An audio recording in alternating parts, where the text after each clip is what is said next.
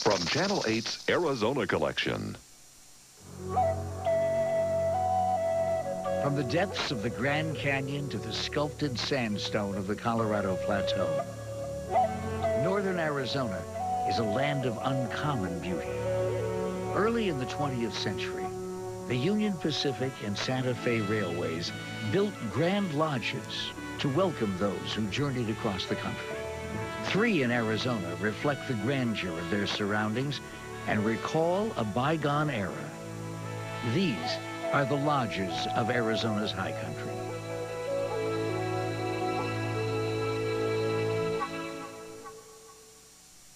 Arizona Lodges, the high country, is made possible by the KAET program partners, friends of Channel 8 who provide additional gifts to support the Arizona Collection.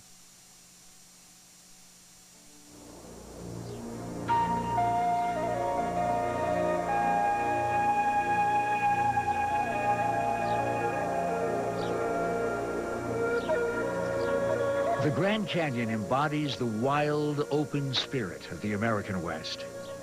Its vastness and scale challenge human comprehension. Theodore Roosevelt called it the sight every American should see. Forming part of the border between northern Arizona and southern Utah, the canyon is located in one of America's most remote and hostile desert areas.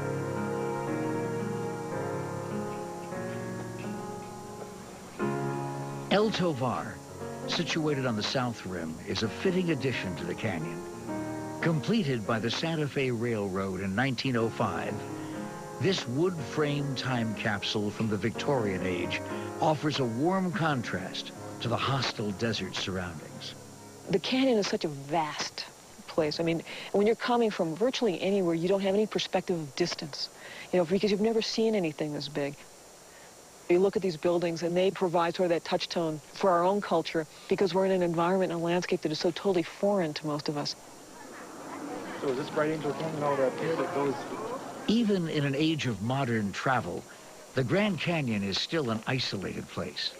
100 years ago, this remoteness meant that very few Americans were able to get to it. That changed as a burgeoning rail network was winding its way across the continent. The railroads were very instrumental in developing the West, in many ways populated the West, and is very instrumental in getting the national parks established that we have in the West, particularly Grand Canyon National Park. Native cultures knew of the canyon for millennia, but it was the explorations of John Wesley Powell, beginning in 1869, that opened up the area for European Americans. His cadre of artists, writers, and mapmakers gave the American public its first glimpse of the canyon. When early mining efforts failed, tourism seemed a more viable way for the railroads to exploit the canyon. The Santa Fe Railway completed a spur rail line to the South Rim in 1901. And when they reached there, there was nothing but tents, log hotels, and these kinds of things. That's when they began to develop the South Rim of the Grand Canyon. And in doing so, they built over 600 structures. Santa Fe, the Union Pacific, all of the railroads that were in the western United States, they were businesses. And to make money, they had to bring people to the west. And to bring people to the west, they had to have attractions. They would generate pamphlets, extensive brochures. Of course, they're trying to sell tickets, but these booklets brought people to the west. When the Santa Fe Railway opened El Tovar in 1905, nearly all visitors arrived by train.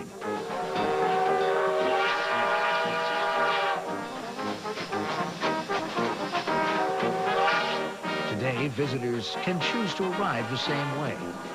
The Grand Canyon Railway travels 80 miles from Williams, Arizona, to the South Rim on the same track used by the Santa Fe.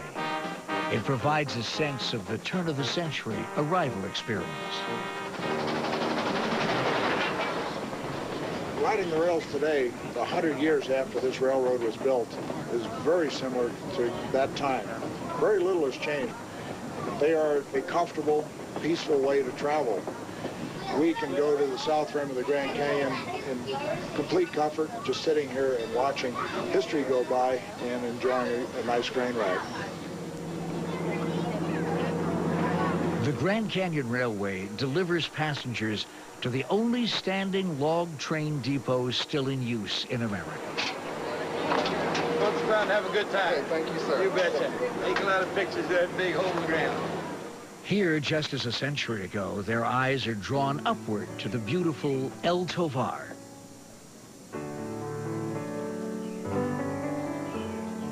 El Tovar was the vision of Illinois architect Charles Whittlesey. He designed buildings throughout the West, but this is his only structure in a national park.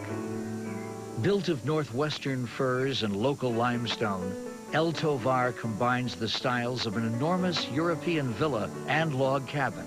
More like a hunting lodge than desert hotel, its wood joinery, varied roof line, and protruding log beams might look more at home in a mountain setting.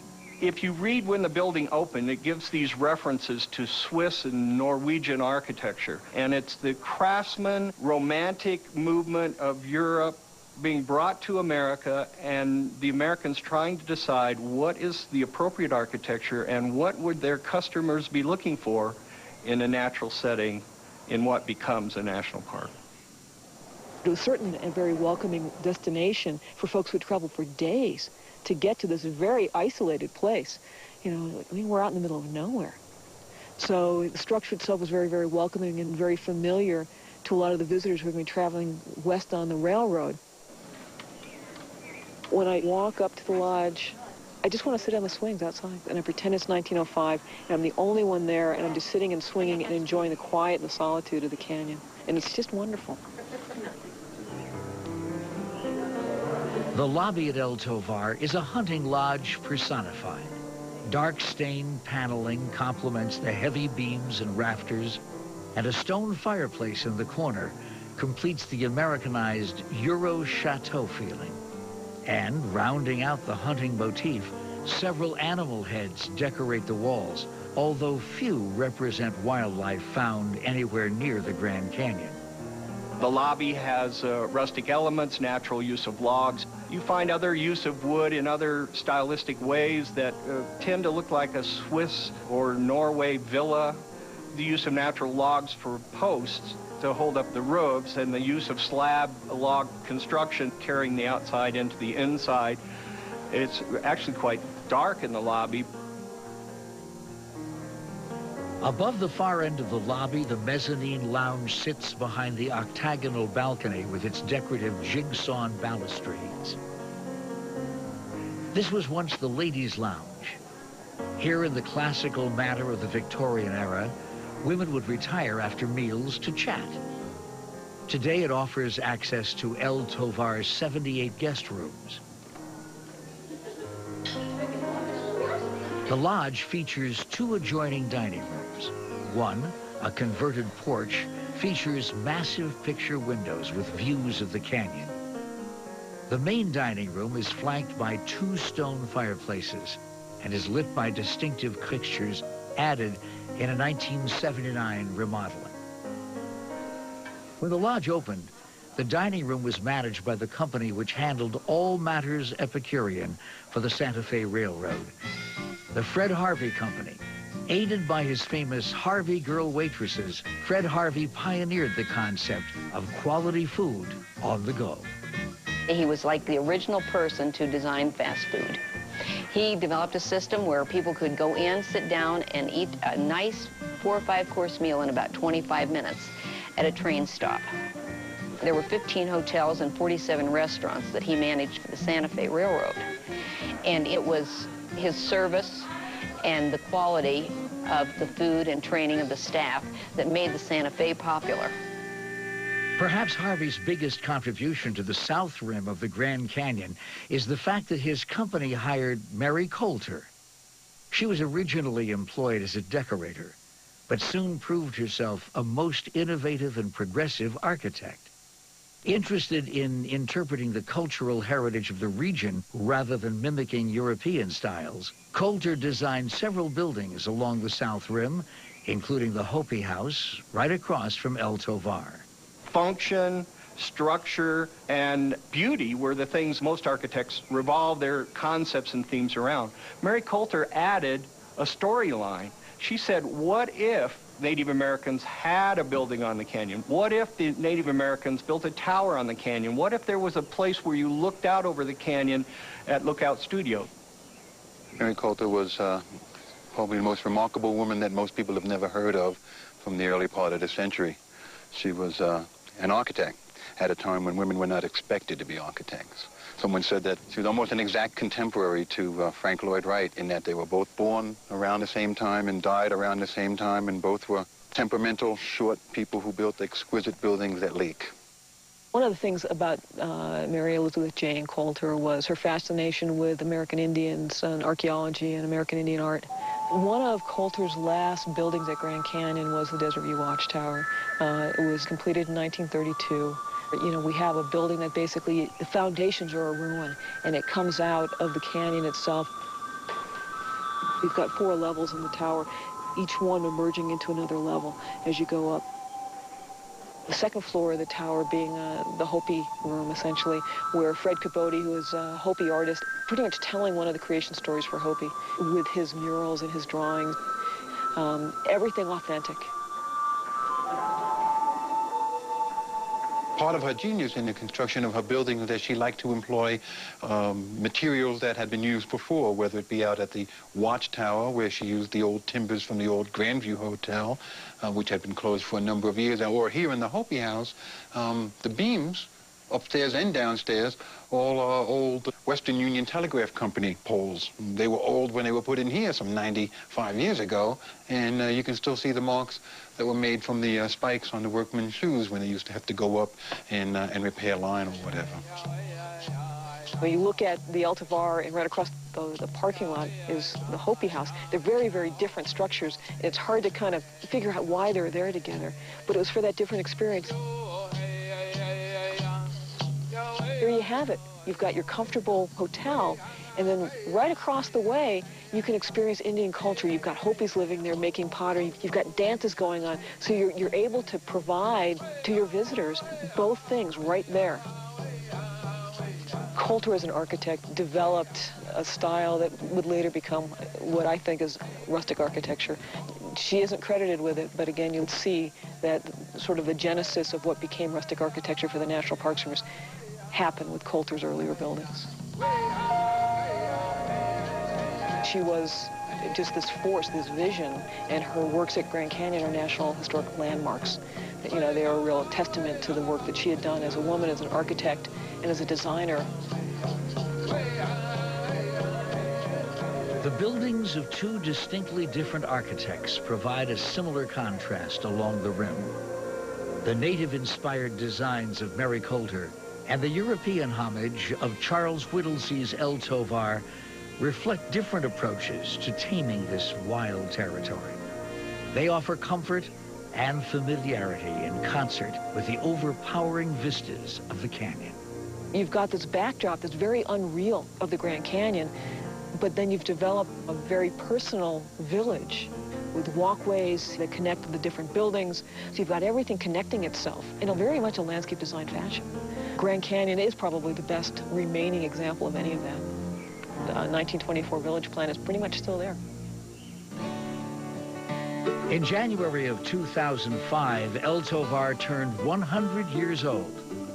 To preserve it for future generations, the building was closed for 3 months, while roofers, carpenters, and craftsmen of all disciplines completed a $4.5 million renovation.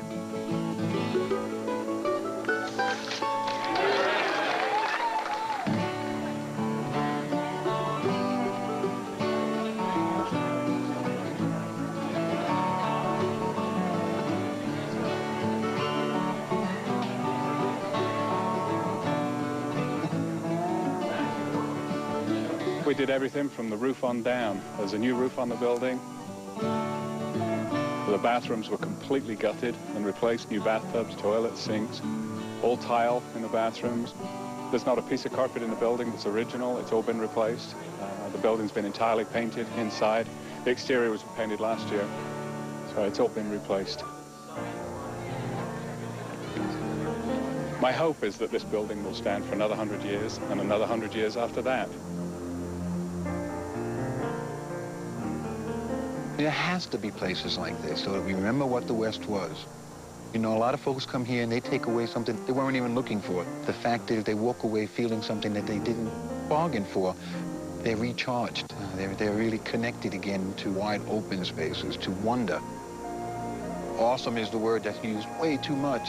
This is awesome. This is awe-inspiring. Santa Fe's El Tovar would be the only railroad lodge in the western canyons for the next 2 decades. By the mid-20s, rival Union Pacific Railroad was poised to build its own Grand Lodge on the canyon's north rim. The move was a response to a direct request by the energetic first director of the newly formed National Park Service, Stephen Mather. Mather did believe that for people to support the national park idea in these magnificent places, they had to be accessible to people. Well, the Union Pacific Railroad and others throughout the West saw building lines and taking people to national parks as good business.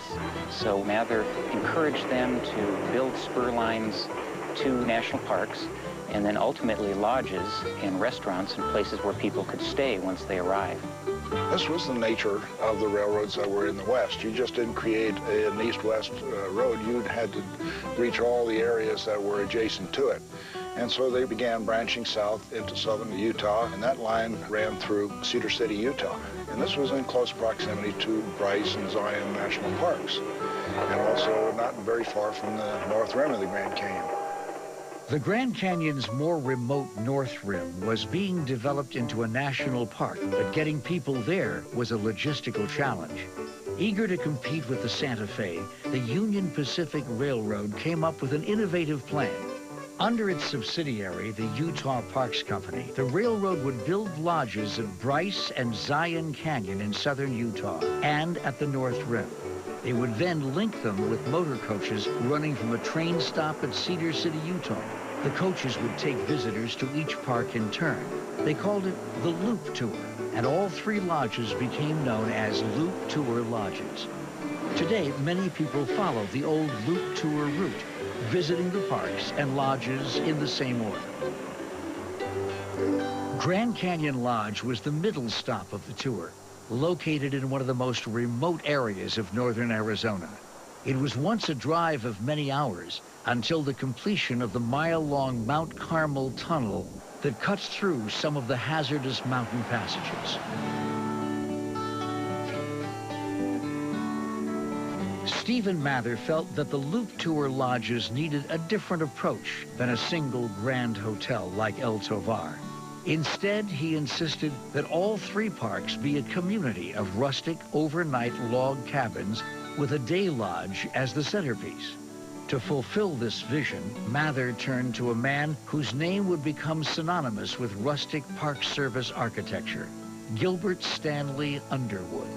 There was this concept developing as to what should be the architecture in our national parks, and Underwood was there at the very beginning of this process. And the designs of Underwood in the parks in the West are certainly ones that bring a strong sense of architectural design and this idea of Park Service rustic architecture.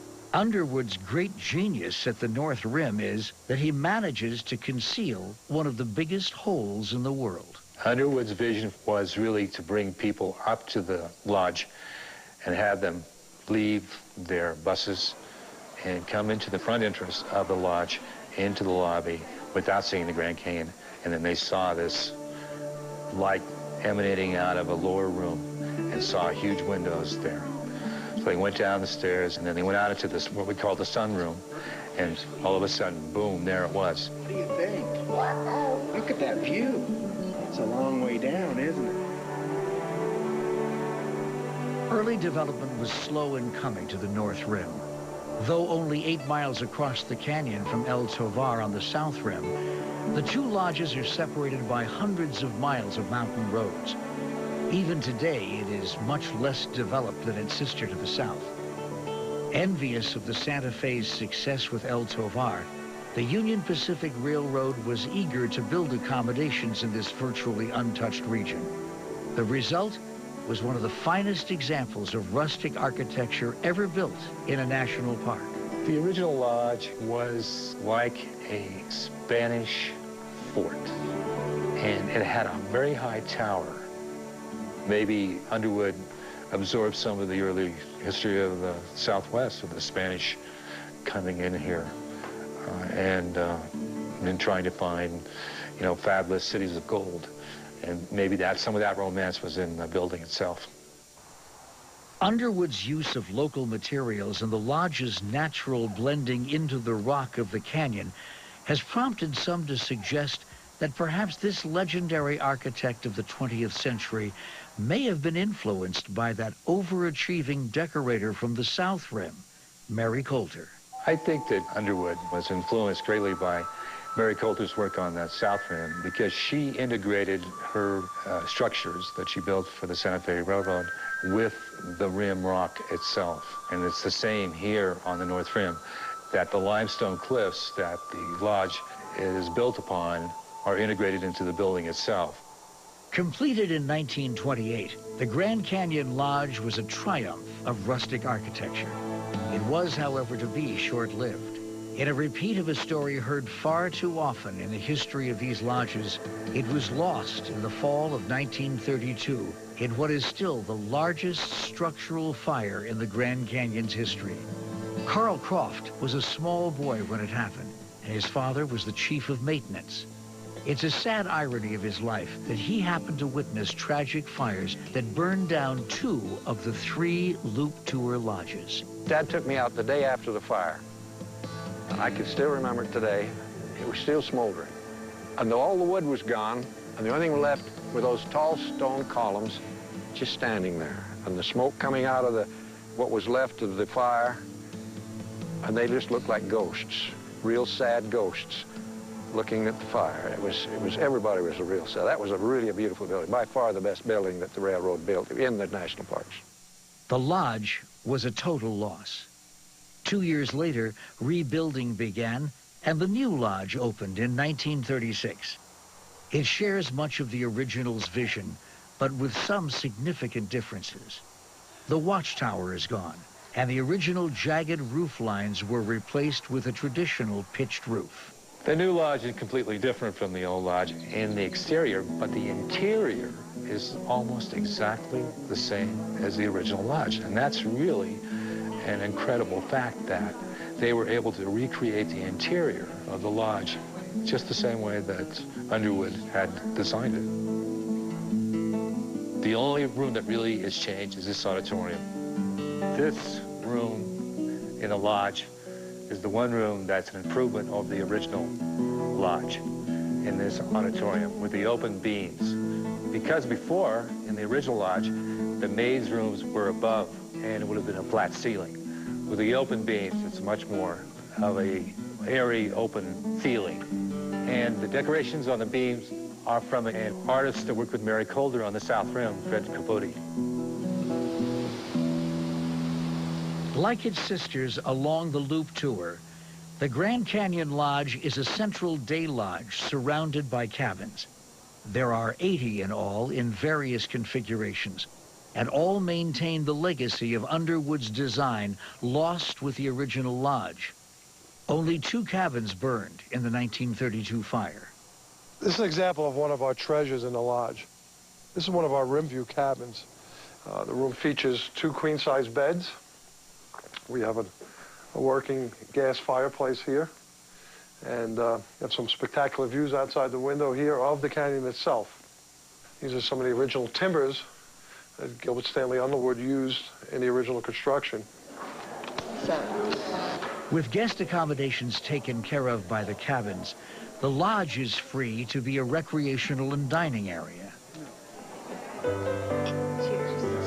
My favorite room, without a doubt, is the dining room. The dining room has spectacular views. There's about 6 windows. They're just about from floor to ceiling, and every table has this magnificent view of the canyon itself. The ceiling rises to about 30 feet, and it peaks, surrounded impressively by these limestone walls. The timbers in the lodge structure themselves are ponderosa pine. They were harvested in the 20s and 30s from an area just 70, 80 miles north of here, and that's what is used throughout the lodge. Also on these timbers, you have some artwork. Some of the accents, or these motifs, kind of mimic some of the native petroglyphs that are seen throughout the canyon. Also, too, there are some very heavy brass accents that are structural and decorative at the same time. So I think you really get a feel of the architect and his dream of blending into the canyon walls, and at the same time providing guests, every guest in that dining room, just spectacular views. In the sunroom, large picture windows frame the canyon like an enormous piece of art, its mesas and formations seeming a continuous painting split into 3 murals on the walls of the lodge. The sunroom is just this room with large windows that overlook the canyon and provides an opportunity throughout the day, no matter what kind of weather, to view the canyon and both do sunsets and sunrises. People's reactions when they come in the lodge and they see the sunroom isn't very verbal. I think it's more physical. It's more of a body reaction that they get drawn and single-mindedly go towards the view. The thing is that you can't take it all in, and you can't take it for very long, and so they back off. And even in my own experiences, if you can take your eyes off the canyon for a while and then gaze at it again, you start seeing detail. But if you take it all at once, it's overwhelming. The Grand Canyon does look unreal. And the reason it looks unreal is because there isn't anything else on the planet that looks like it. And when your eye views it for the first time, you know you're looking at something very, very unusual.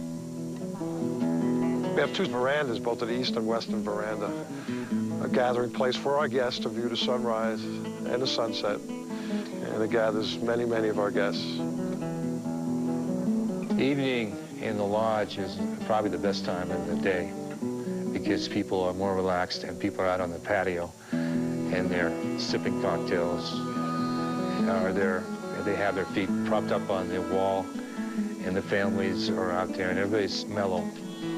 There's more contrast and more color, so it's more appealing time for your senses to take in the Grand Canyon. It's a very relaxed atmosphere. When we first got to the lodge, I think it was an overwhelming experience. I mean, it was just looking into the lodge and seeing the architecture and the beams, ceilings, and the chandeliers, and then coming into the sitting room and seeing the windows and the vista. I mean, it just kind of takes your breath away.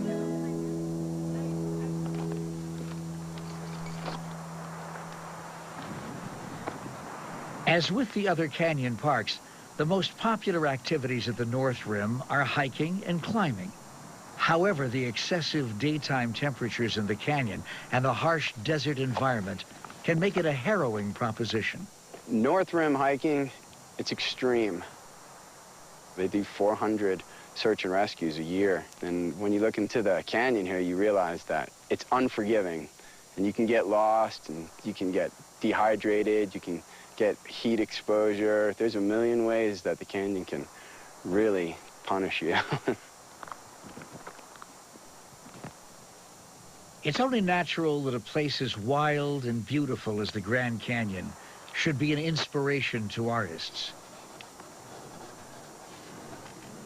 In the nearly 30 years Bruce Akins has lived in the canyon, he's become a bit of an institution. The Grand Canyon provides probably the most unique, inspirational view that an artist can have. It can be inspiring, it can be humbling. As far as I'm concerned, it's the most stimulating thing on the planet. I can tell you that running out of images at the Grand Canyon is like, saying you're going to run out of people to look at in New York City. I mean, it's just not going to happen. In many ways, it is artists that we have to thank for the Grand Canyon National Park. When John Wesley Powell first began to explore and map this region, it was the paintings by various artists who accompanied him that gave most people their first awareness of the indescribable views found here. Among the best known of these was a man named Thomas Moran. Thomas Moran came on the second expedition to the Grand Canyon and produced paintings. And it's the paintings that Thomas Moran did during that trip that brought the image of the Grand Canyon to the people of the world. He was, in my estimation, one of the most important historical figures in the creation and formation of the national park system as we know it today. As beautiful as the paintings are, there's nothing that compares to the experience of seeing the canyon in person. The shifting patterns of light and shadow create an ever-changing spectacle that cannot be reproduced. The canyon and lodge are intertwined, joined together by rock that is the foundation of both. An upside-down mountain carved out of the earth by the Colorado River, graced by a wood and rock monolith, carved by the hand of man. This park, this land, represent treasures of the United States. The lodge itself is another treasure in the sense that it not only is an architectural treasure, but it provides for every walk of life to enjoy this park.